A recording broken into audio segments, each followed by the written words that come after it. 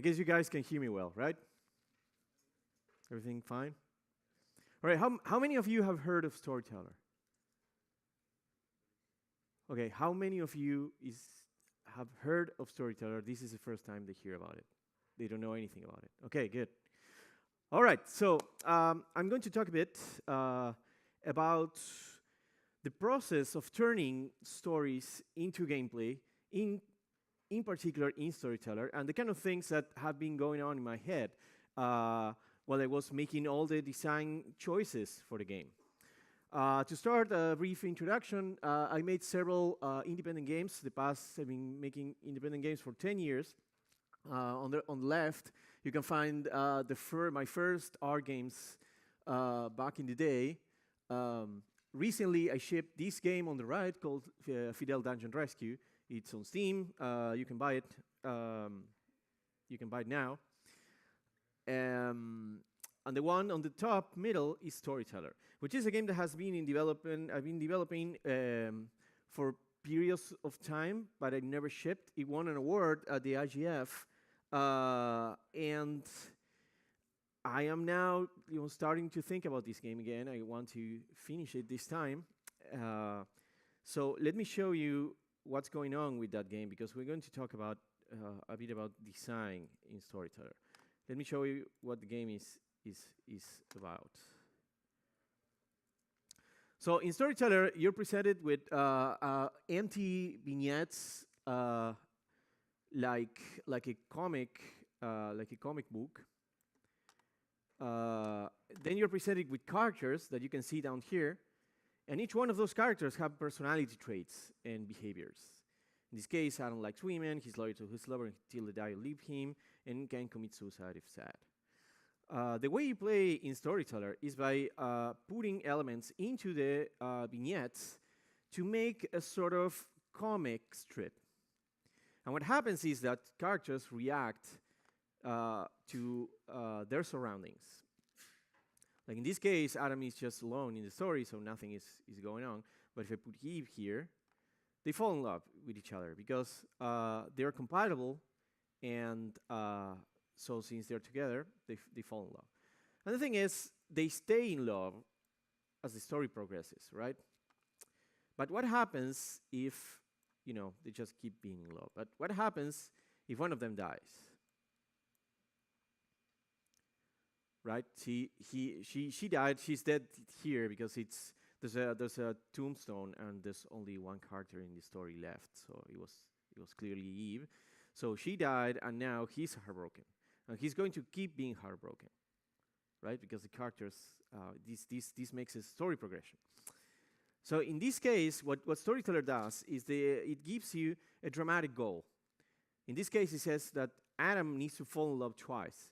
But the problem you have is that Adam is loyal to his lover. So if I try to make him fall in love with Mina here, he's going to reject her because he's loyal.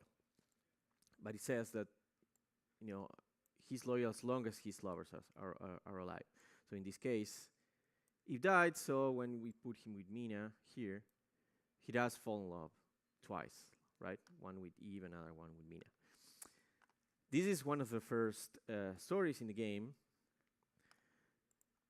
Let me show you what happens after that. Well, you have suicide as well, as you saw. We just need to make someone sad enough to commit suicide. We can probably do it by making Adam fall in love with Mina. Mina dies, and then he dies. Sorry about my controls here are not the best. Okay. So why did he commit suicide? He did commit suicide because he's one of the characters there is willing to commit suicide if he's sad, and he was sad because Mina died. Up here, you can see the stars up here are special goals that add up to the main goal as extra challenges or extra things to try out. In this case, it's suggesting that maybe we can do this with rejection. So we need someone to be rejected. As you can see, I only have 3 characters, only 1 woman here. All characters here are heterosexual, so funny stuff here. But we need to make a rejection. And the thing is, Mina, as well as Adam, she can commit suicide as well. So we can take advantage of that. So someone needs to be rejected. Wait, how is that? Okay, wait. So we have two guys here. She's loyal to her lover. So what we can do is that she falls in love with Tim. Tim, as you can see, he's not loyal to his lovers. We'll make use of that later. So she falls in love with Tim, and now Adam shows up, and he's also interested, but he gets rejected because Mina is loyal to her lovers. So in this case, he's sad now. Now we can kill him. Right? And he committed suicide because he was sad. So what the Storyteller engine does, it tries to make sense of whatever is on the vignettes and builds up a plot, a story plot. Let's see what else is there. Oh, this is funny. I'm going to show you this later. Another mechanic. When later on, new characters and things show up. In this case, we have Maria as a princess who only falls in love with heroes, kings, and rich people. And we have the treasure, which makes different characters rich, right? And in this case, it says that Am is rejected. Or this is very easy. He gets rejected. I mean, she rejects him because he's not rich, king, or hero. So he gets rejected. But now he makes money and tries again, right? And that works. Stories later on start to get more and more complicated. In this case, you need someone to break two hearts but end up heartbroken. This level is actually pretty good, pretty interesting. I'm not going to play it right now because this mouse is very awkward and it's going to take me a while just to track the characters around. But that is actually a very interesting thing. Another mechanic in the game introduced later on are these special captions here, which force something to happen on the frame you drop it. In this case, it's aging. So like if we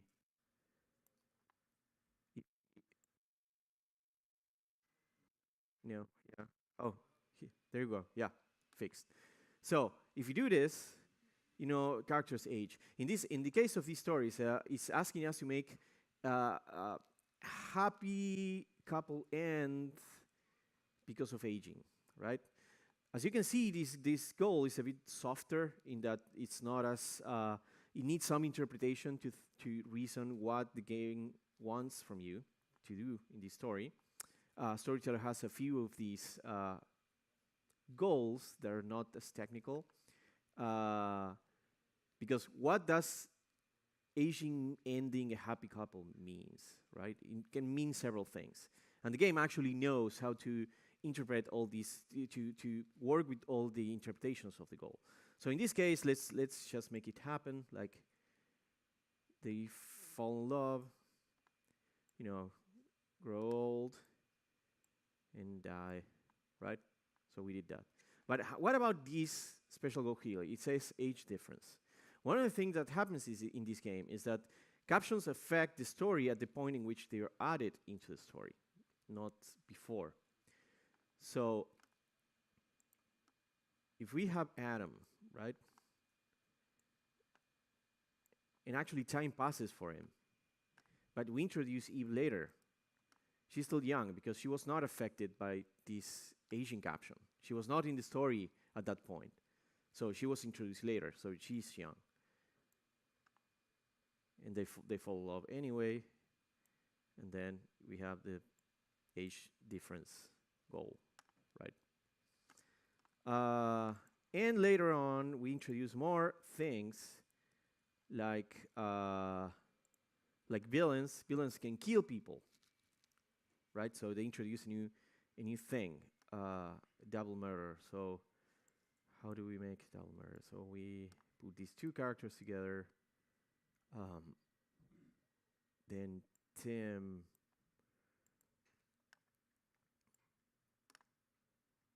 let's there's a better way to do this. How about we get Team to see Adam and Eve fall in love.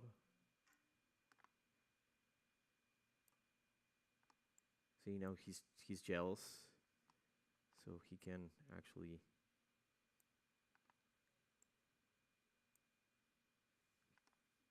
kill Adam out of jealousy. But what happens, as you can see in the previous frame, Eve was in love with Adam, right? They fell in love. She's a villain, but she can still fall in love, right?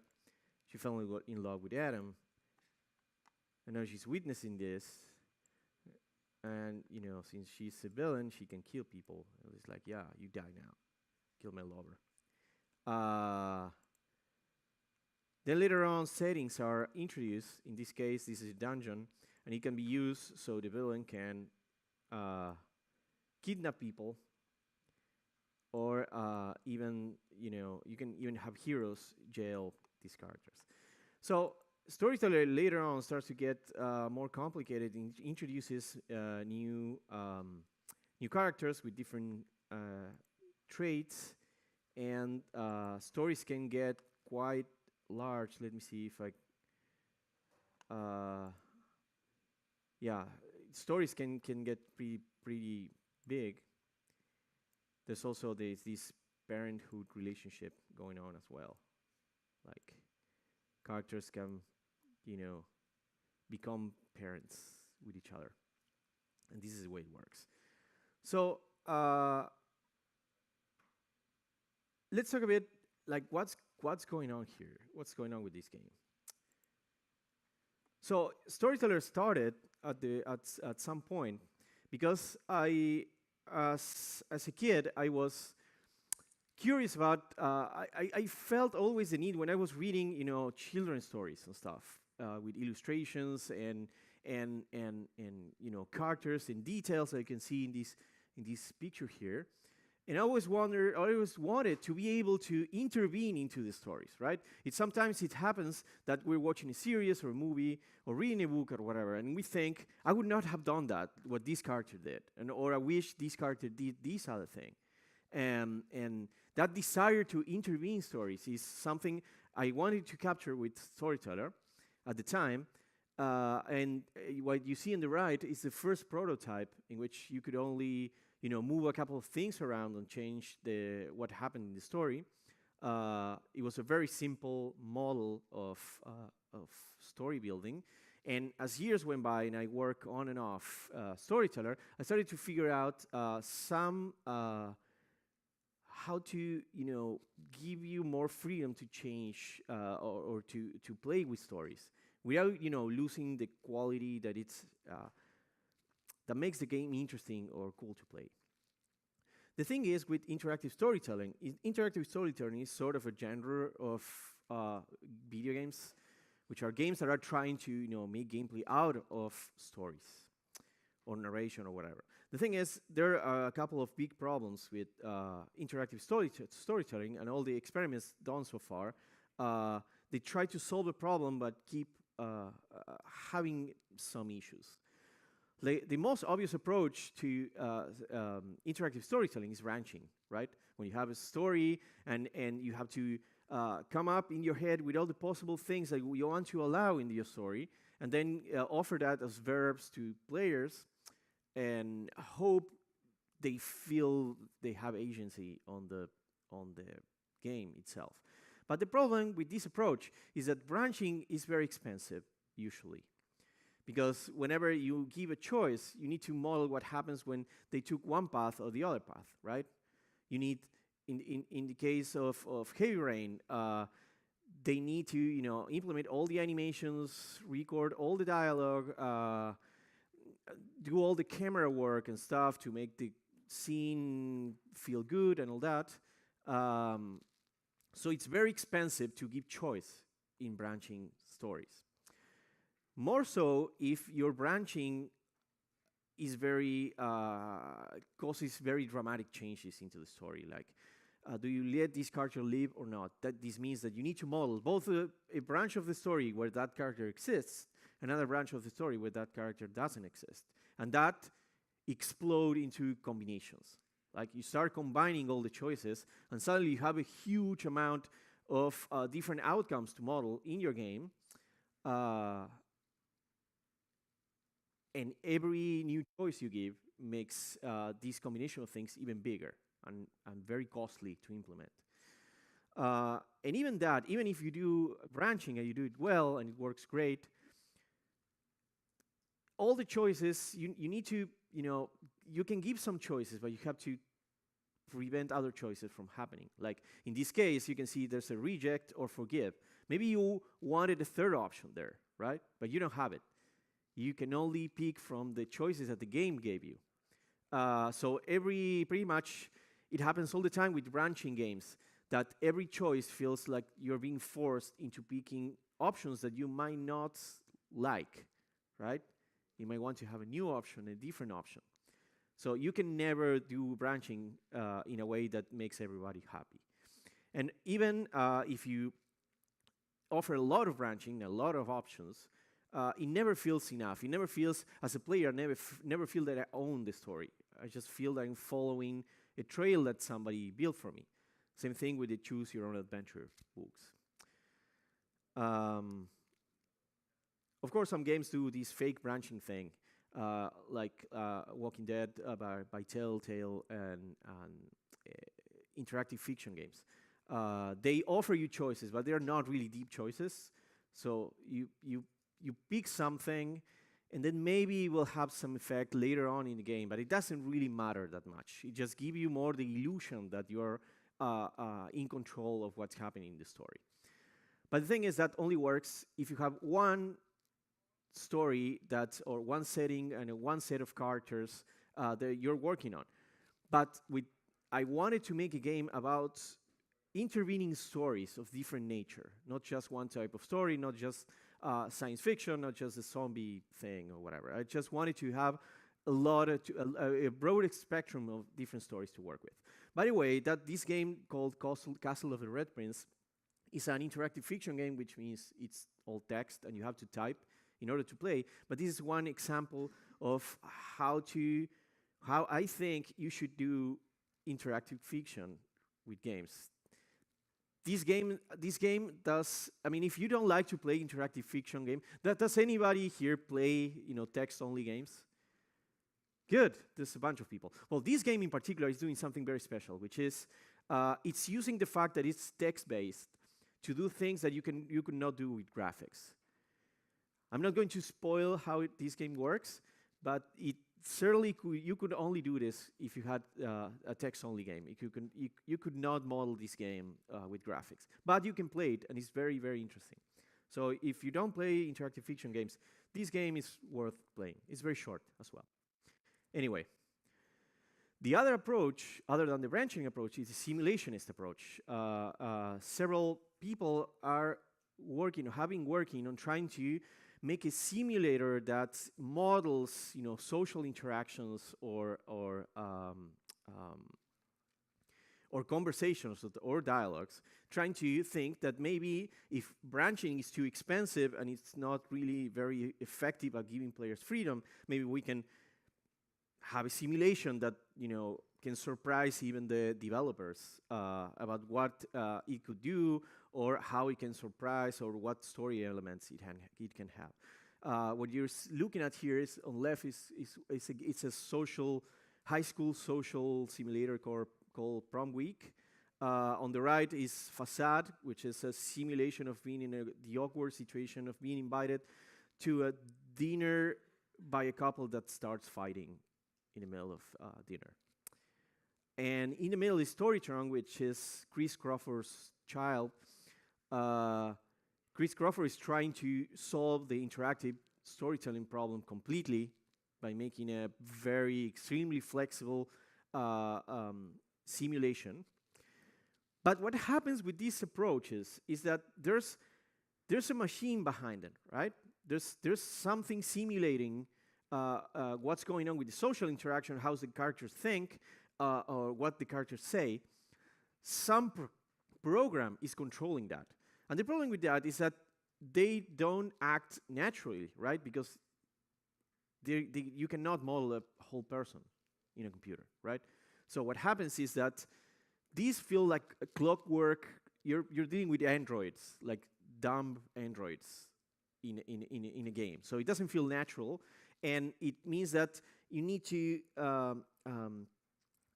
I mean, we are equipped as human beings to understand other people, right? And we are able to understand a lot of subtleties about how we relate to each other. But when you're dealing with these arbitrary computers, programs, we don't know how to deal with that. We're not equipped to understand them because we don't know what's going on there. So what happens is that it's very hard to understand how these games work, which means it's very hard to know what actions are effective or not in these games. So it's not these games are usually very hard to navigate and very hard to feel engaged with because we don't really understand what's going on. It's mostly about dealing with these goofy robots. It feels more like that. So I didn't want that. So with Storyteller, I have the policy of that whenever I find a really hard problem that I don't know how to solve, my first natural reaction, and this applies to my whole life, by the way, is that my initial reaction to a very difficult problem is trying to sidestep it, to avoid having to solve the problem at all. And with Storyteller, it happened that I found a way to try to keep branching cheap and control and being able to have a lot of branching. So the way I did it was I realized when I was reading Scott McCloud's Understanding Comics, who did read Understanding Comics here? Okay, whatever you're doing, that book is very worth reading, Understanding Comics. It does a deconstruction of how comics actually work in our brains. It's not very scientific, but it's very interesting to read because it has some concepts that are very interesting and unexpected. Anyway, one of the concepts that that book talks about is called closure. If you look at the thing on the left and think about it for a second, imagine you're seeing both images separate. Would you think they are related? Probably not, right? They don't look anything like each other. There's no repeated elements between the two. There's nothing connecting the two, visually at least. But when you see them together, you imagine on the second frame what happened on the first one, right after that scene, right? Somebody got hurt there. So what's going on there? What's happening? Why can we do that? It's not obvious. I mean, it's obvious when you do it because it's natural, right? You just do it. Just look at it and know how those two frames are connected. But it's actually there's quite a bit of magic going on there. And the phenomenon is called closure, and it's about how we humans make meaning out of things. We are very good at looking at two different situations and come up with how they are actually connected. It's a skill that we all have, apparently, all humans have. And in Storyteller, I'm making use of it. I'm making use of that special trait to reduce the cost of branching options. If you look on the right, you have these two scenes that is a Storyteller screenshot. And you can see that Maria reported Tim's crimes to Adam, and then Adam arrested Tim. And what's going on is that in between these two frames, a lot of stuff happened, right? Adam went, found Tim, put him in jail. Maybe there was a fight or something. I don't know. Something happened there, and and Adam finally managed to get Tim into jail, right? But there's a lot of details that I'm not showing you there.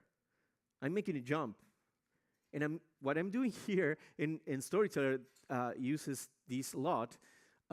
What's going on here is that I am hiding all the details, like how did this happen? Like when a character dies, how did he die? How did he die? It was poison? It was a heart attack? It was did he got stabbed? Did he got shot? Right? I'm avoiding having to show you all that, but just hiding it in between the frames. I'm hiding it in your brains. So what I'm doing here is I'm getting the players to do their hard work for me. You are the ones that are going to think about what happened there and all the branching consequences. For me, it's super cheap and easy to do that. So Storyteller does a lot of hiding what happened in between the frames, like the verbs, like this character died. How did he die? I don't know. It doesn't matter. It's just a detail. You think about it. I'm not going to bother with it. So these allowed me to cut out a lot of cost of having branching in Storyteller. So branching in Storyteller is very cheap. And Storyteller uses also a bit of a simulation approach. But the policy that I adopted was to not create sophisticated simulation machines that keep state or whatever. So the approach I took was to just have a bunch of rules. There are a lot of rules in Storyteller, like how does love work, how does hate work, who can kill whom, in what situations, how does suicide work. Those are a lot of rules. But those rules, first of all, they are Boolean. They're either or. So Adam is in love with Eve or he's not in love with Eve. There's no numbers, hidden numbers in Storyteller that says how much in love is he.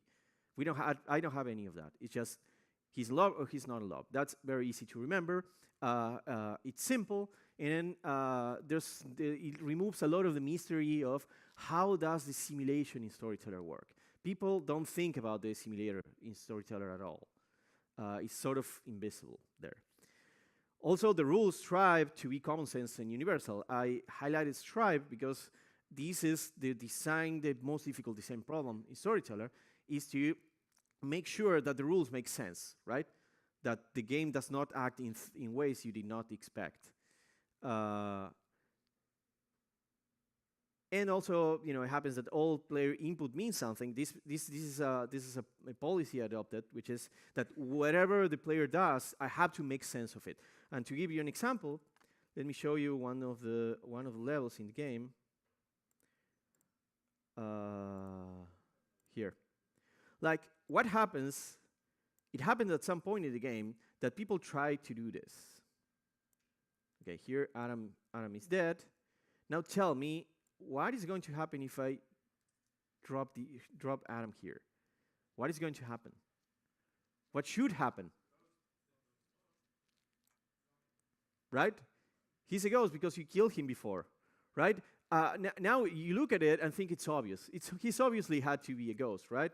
But it was not obvious at the time. It was, I was thinking, what do I do with this design problem? A character is dead, and then the player makes him be alive or drops him on a frame afterwards. What do I do about that?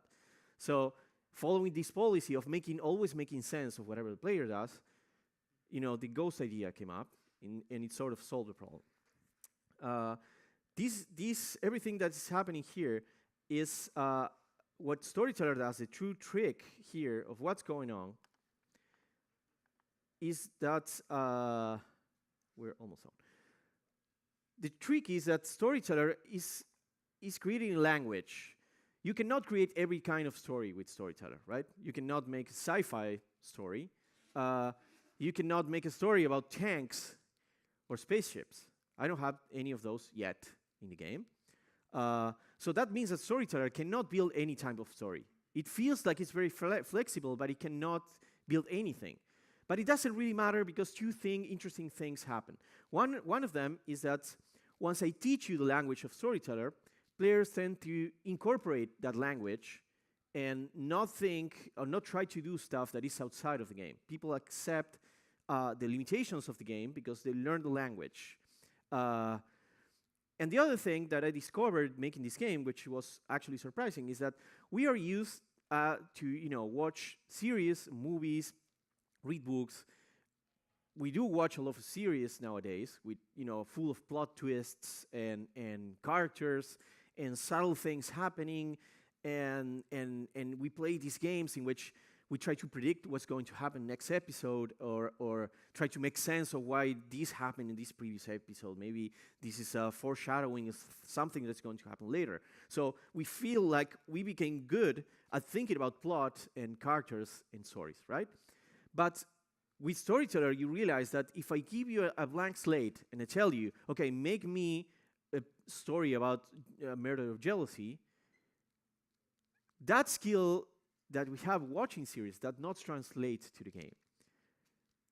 This is important. It's like we are not, I mean, making story plots requires training ourselves to sit down and think about plot. Okay, I have these two characters. What is going to happen next? What interesting thing could happen next?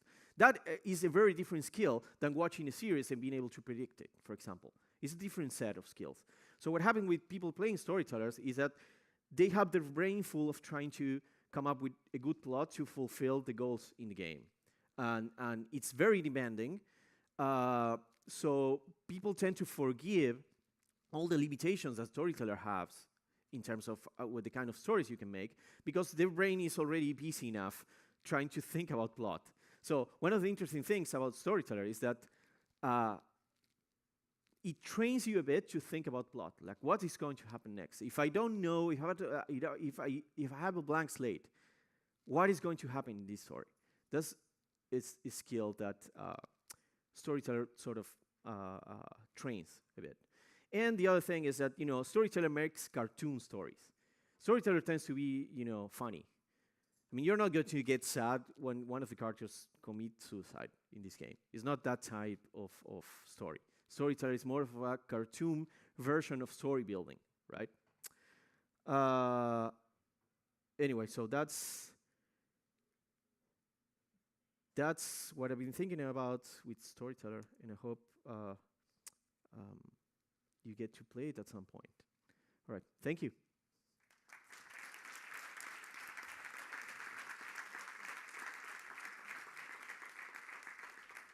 You want to switch? I mean, there's no time for questions, I think. Okay, anybody has questions? I will just repeat them while they're doing the switching. Anybody has a question? Yes? About this policy of always make sense of what the player does. Mm-hmm. How can you predict, what's the sweet point in which you can predict what most of the players will do? Because Well, so one of the things that I did to make my life easy in Storyteller is I only give you one possible action, which is to put a character or an object into one of the frames. You cannot do anything other than that. It's very simple. So I know exactly the kind of things that you can do in the game. You can drag these characters here in the story, and that's all. So I don't find a lot of surprising consequences to that. There's not a lot of options of what you can or cannot do, so I can think about those. So it's actually very limited in that sense. It's one of the magical things that happened with Storyteller that it worked that you can play the game doing a very minimal amount of things. So that means I only have a very small set to think about. But this problem of what happens if you put a live character after he died had been a problem in the game for quite a while. So it took me a while to figure that problem out. But other than that, there's not a lot of issues about what the player can do. Yeah. Are you set up? Okay. Another question?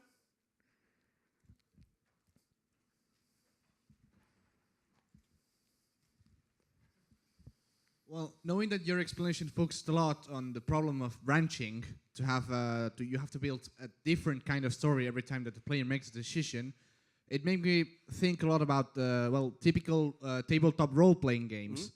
Have you ever thought of getting into it, creating kind of a digital platform for tabletop role-playing? Well, the thing is, the interesting part about tabletop role-playing is the flexibility, right? The fact that you can do really, really weird shit when you're playing it, right? Like I'm going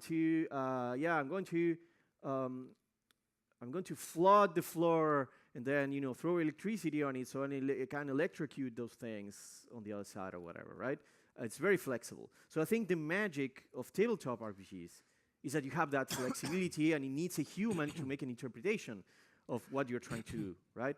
So trying to capture that into a computer, maybe later when we have, maybe some AI able to make human interpretations of what you're trying to do and being able to act upon it. Until then, whatever we do is going to be limited, I think.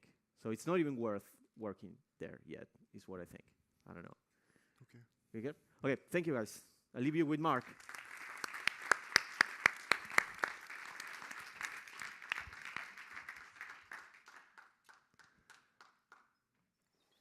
Can you hear me? Okay. So my name's Mark. I'm working on this game called Miegakure. It's a 4D puzzle game. So what does that mean? 4 dimensions. So games used to be 2D, where you can move in 2 directions, and then they were 3D, where you can move in 3 directions. But of course, even when you're looking at a 3D game, what's happening is you're just looking at a 2D image of projection of the 3D world. So it's, even though the computer is simulating the game in 3D, like what you're actually seeing is just a 2D projection of this 3D world onto the screen. By the way, who has heard of the game Miegakure? Okay, that's good. That's perfect. So like I was saying, if you're making a game and it's a 2D game, then every position is represented using 2 numbers. And if you're making a 3D game, then every position is represented using 3 numbers. But what would it mean to make a game where every position is represented using 4 numbers? And that's kind of what made me want to start working on this game, as I was just like, from a programming perspective, like, I don't even know what it's going to look like or feel like or whatever. And I was really interested in that. And there's this book that came out like 130 years ago that sort of tried to, approach some of the things that would happen. And they did that by just like going 1 dimension lower and just saying, okay, well, what if you were a 2D character on a 2-dimensional plane and there was, a 3rd dimension all around you, and what would that be like? But I'm going to show like more precisely what that means.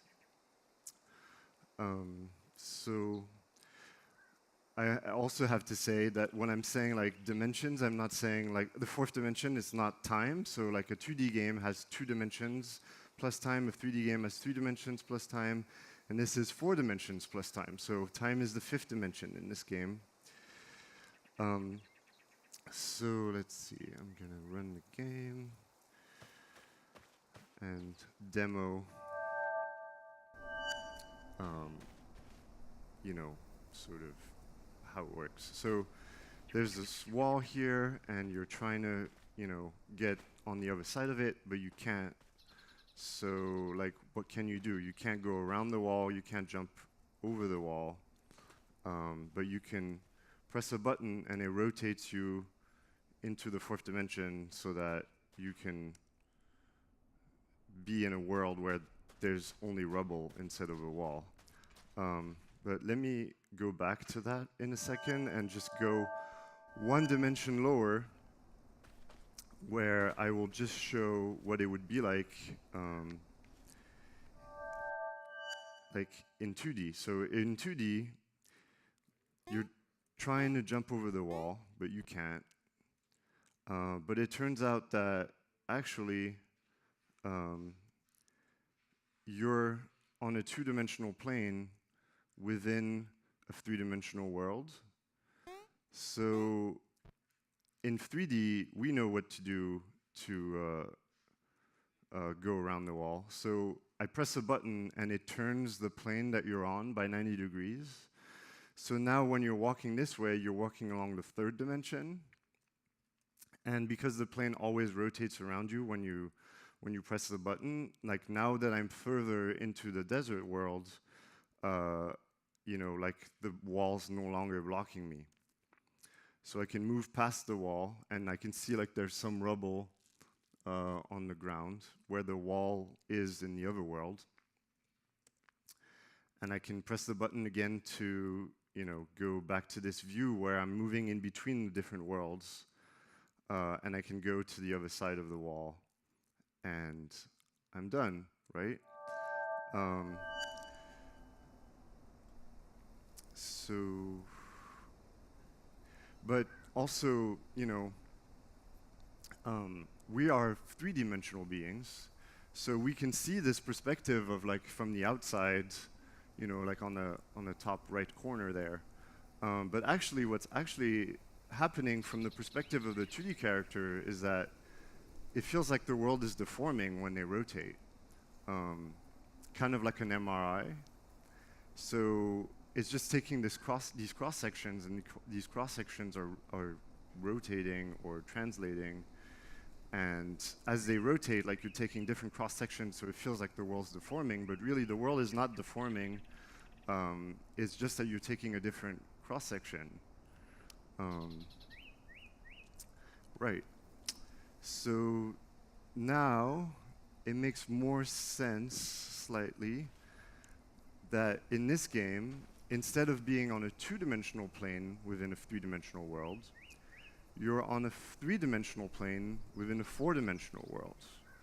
And when you press the button, you're turning that plane 90 degrees so that now it's facing along the fourth dimension. So before, you were sort of trading like one of your regular like 4 dimensions for the third one. And here you're trading one of your regular 3 dimensions for the fourth one. But it works very similarly. So here, like I've rotated, so now there's these 2 worlds just like in 2D. And I can go into the desert world and press the button, and now the wall is just rubble, so I can go past the wall and then press the button again to rotate and get back to this view where I could see both worlds at once, and then I could go back to the first world that I came from and press the button, and now I'm on the other side of the wall. So if you've played like games like, you know, like Zelda, A Link to the Past, or things like that, where it's like a bunch of different worlds that are sort of overlapping, then it's a similar feeling.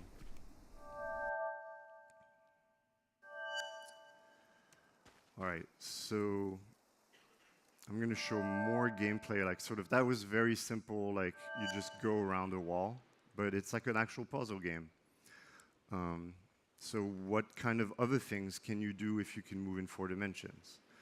So here, there's a giant wooden ring, and you can push it around.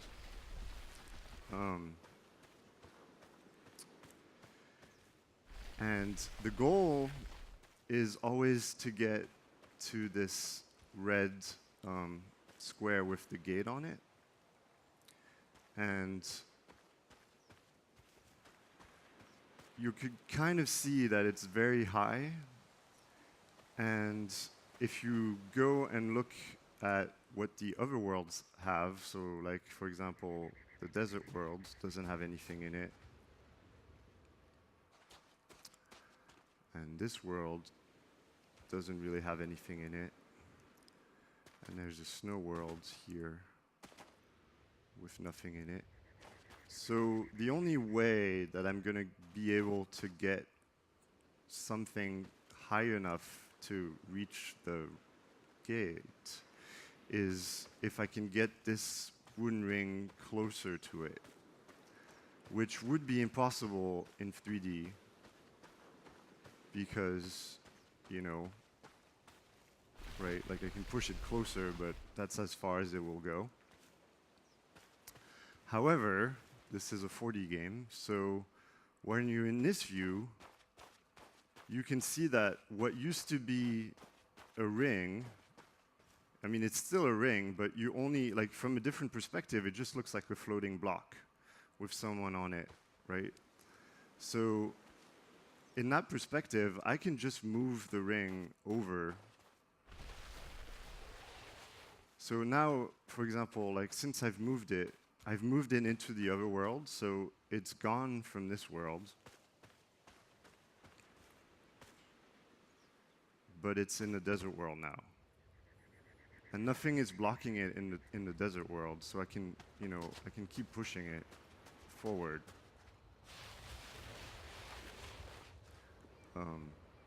Which is exactly the same, you know, from this perspective, I see both worlds at once, but only a part of him.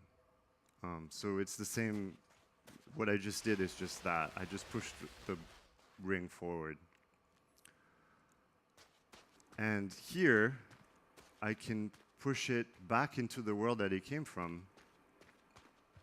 Nothing is going to block it, because that ring is just, from this perspective, is just a floating block. So now it's gone from the desert world, but it's back into the grass world. But the rings are linked now. And because they're linked, I can just move it closer to the goal. And then I can use it, you know, to jump onto.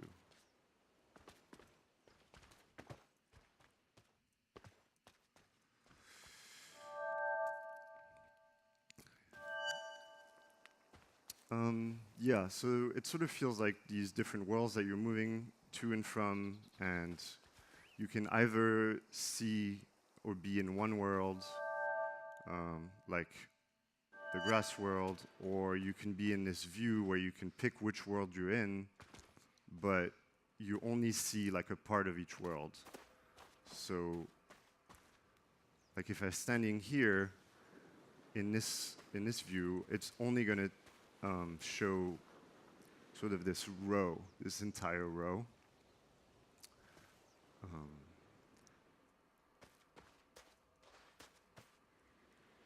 Or if I'm over here, it's only going to show this row, which has the ring on it.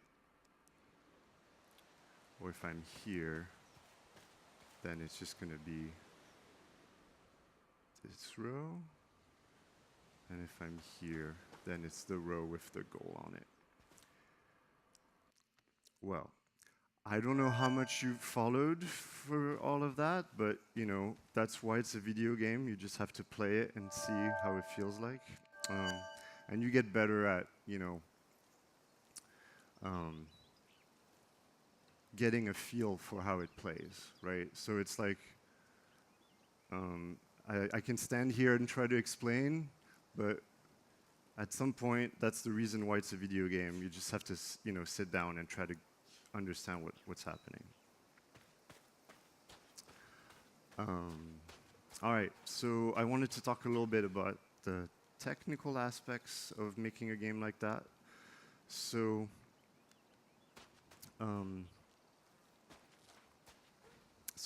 this level, there's 4-dimensional crystals. And everything in this game is trying to be actually modeling like proper what it would be like if you could, you know, if you had a 4-dimensional world and things were actually 4D and you actually, you know, were witnessing what that looks like. And so when I, you know, the question that people ask me often is, how do you even make that, right? Like, how do you even model a four-dimensional world? So, you know, games, when they model a 3D game, usually you make your world out of triangles, right? We know that. So, like, what's the simplest shape that's like 1-dimensional higher than a triangle? And it's a tetrahedron. And so, to make the surfaces of 4-dimensional objects, you combine tetrahedra together and stick them together, and somehow that makes like a 4-dimensional surface of an object. And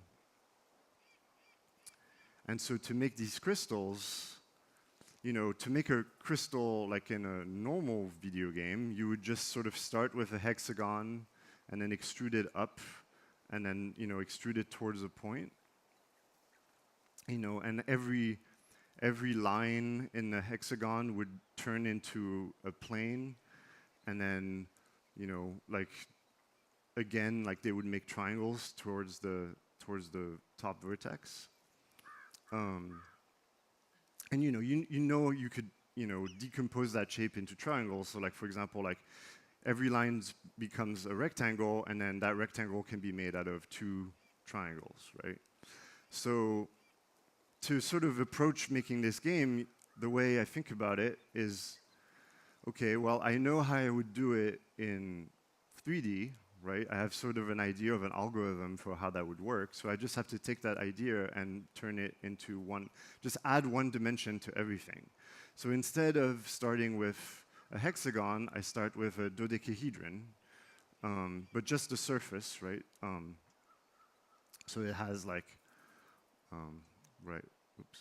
it has these pentagonal faces, and then,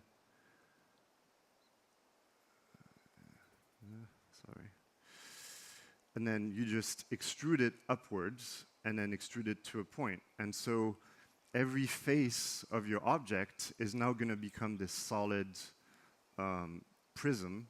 So like, for example, if you started with a triangle, when you extrude it, it's going to become 2 triangles connected into a prism. And so this shape, you can fill it with tetrahedra, and somehow that defines the surface of your 4-dimensional shape.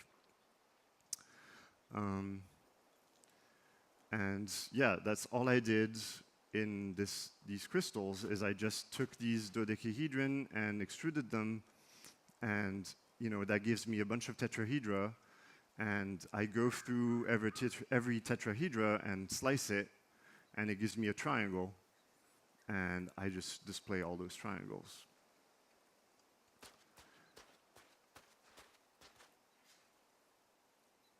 And so the cool thing about this level is actually like every single crystal in there is this exact same very simple extruded shape, but because they're facing in many different directions, when you slice them at different random angles, they give you all these weird shapes like this, which is, I don't know, it's kind of crazy how much it looks like actual crystals when it's just a single shape just rotated around. And you can take this further. So I have like sort of more geometric shapes, such as this one, which is like a very symmetric 4D shape that I cut holes into. So when I model things like this, it's always procedural. Like you can't really like go into Max or Maya and be like placing things or whatever. It's like, oh, I'm thinking like like with shapes that I combine, or like extrude or take holes, or cut holes into, and things like that.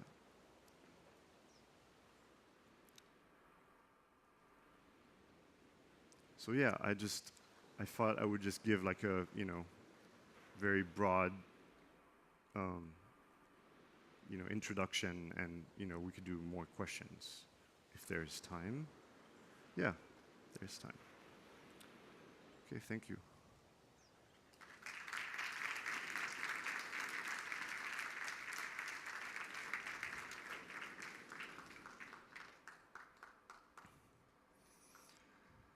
All right.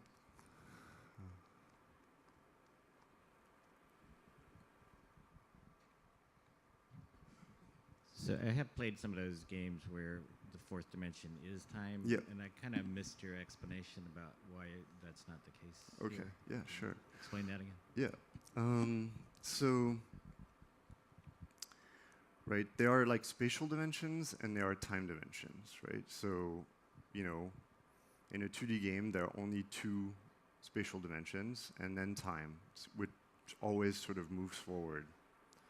So in a 3D game, there's 3 spatial dimensions. So in this game, there are 4, and they work just like the first 3 dimensions. So time is still moving forward. You just have 4 dimensions of space, and then time. Does that help, or like? It looked, when you're going between the worlds, that you're just moving to the same place at a different time. Like, it's like a desert 4,000 years from now or something? Mm-hmm. Yeah. Well, the thing is, like, when I'm here in this grass world, and when I'm here in this desert world, like, time is still passing in all of the worlds, like, at the same time, right? Like, so something's happening maybe in the grass world, and I just can't see it. So it's not like I'm moving to a different time period, and then, like, something's gonna happen, right? Or, like, it's not like one version of the world is like the past of the other one. So if I go and do something, then, like, later on, I'll go and see the consequences of that. It's just actually, like, those worlds are independent.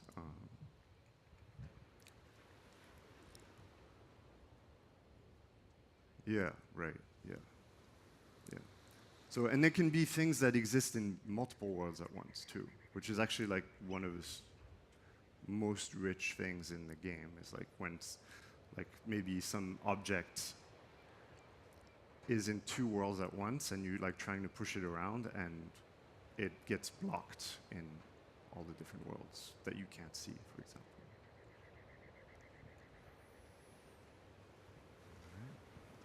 Hello. Yeah. I'm like really curious about the workflow of the design of the levels. Yeah.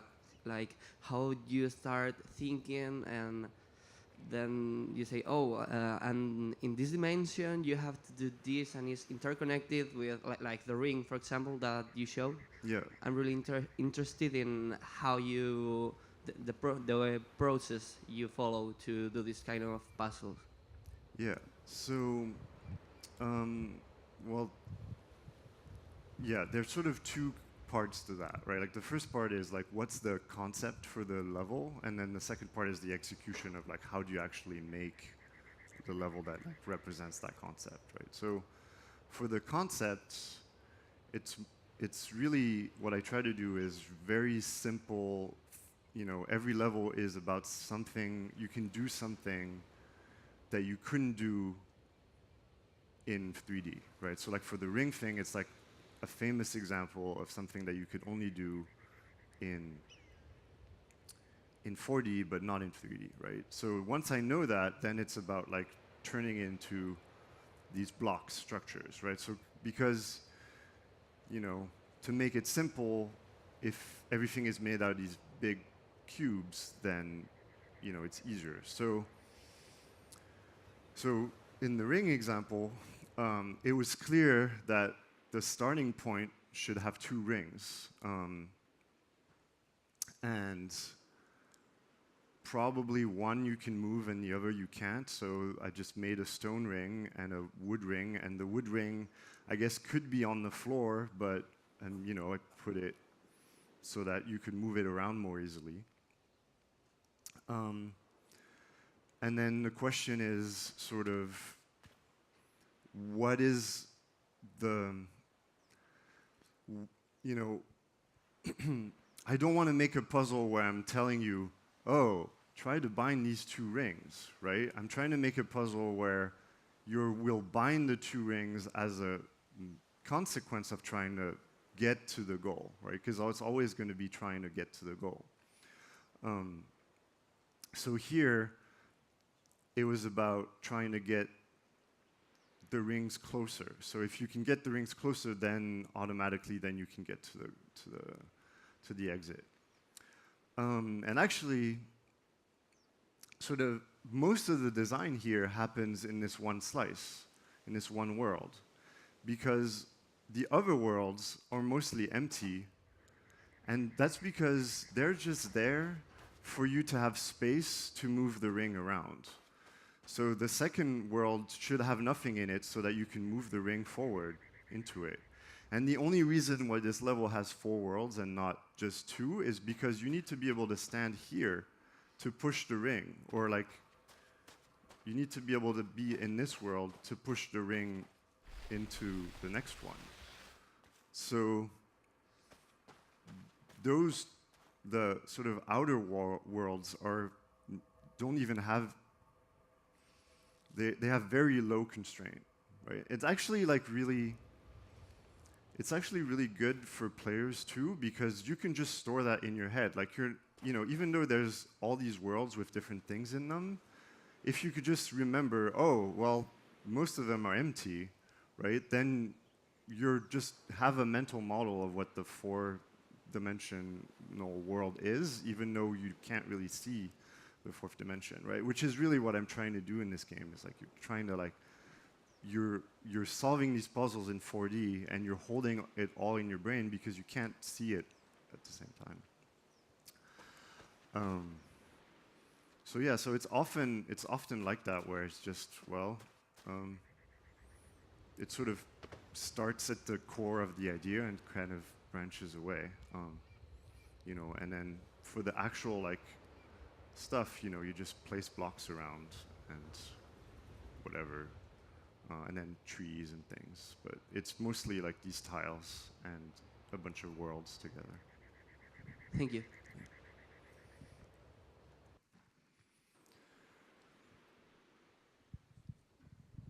Hi, I've been amazed on the transition effect from between worlds or dimensions. And could you explain technically how did you make it? I'm sorry, can you The transition between the dimensions? Oh yeah. So this effect thing. Yeah, yeah. I was curious how did you do it?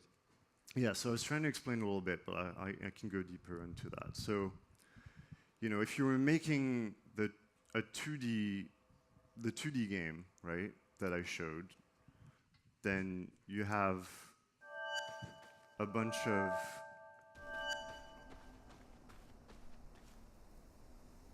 .3D shapes, and you're taking this slice, right? So here the slice is turning, so you have some definition of where the slice is and what its orientation is. And when you're taking a slice, you're just looking at the objects are and going through every object and seeing, okay, I'm seeing this part, and I'm seeing this part, I'm seeing this part, right? So it's kind of like, if you have a definition for what your 3D shapes are, then you can just slice them and just show exactly what's on that slice. And in 4D, it's the same. Like, every object has a surface in 4D, and I explained that it's made out of tetrahedra. And so you can slice that surface, and it will give you a 3D scene, right? Just like if you started with a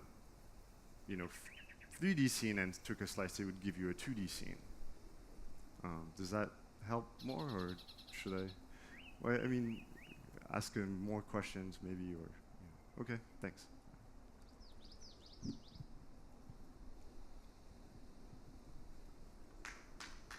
All right.